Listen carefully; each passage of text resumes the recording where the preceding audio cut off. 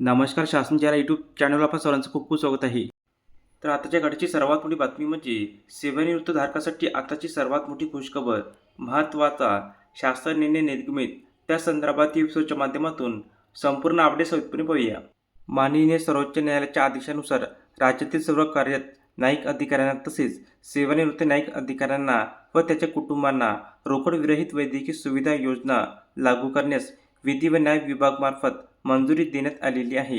सदर निर्णयानुसार राज्यातील कार्यरत व सेवानिवृत्त न्यायिक अधिकारी व त्याच्या कुटुंबांना रोकडविरहित वैद्यकीय सुविधा योजना लागू करण्यासंदर्भात व्याख्या खालीलप्रमाणे असणार आहे.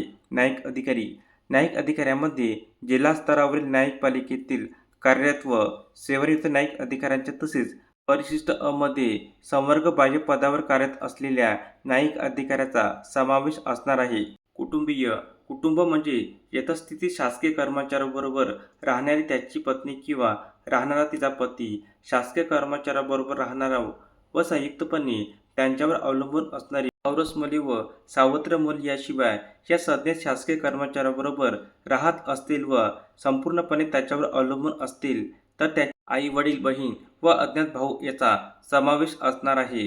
रोकड विरहित वैद्यकीय सुविधा यामध्ये कार्यरत न्यायिक अधिकारी व त्यांचे कुटुंबीय यांना प्रस्तुत रोकड विरहित वैद्यकीय सुविधा या ते कार्यरत असलेल्या जिल्ह्यात अथवा ते उपचार घेत असलेल्या कोणत्याही जिल्ह्यात अनुज्ञा राहणार आहे. धन्यवाद.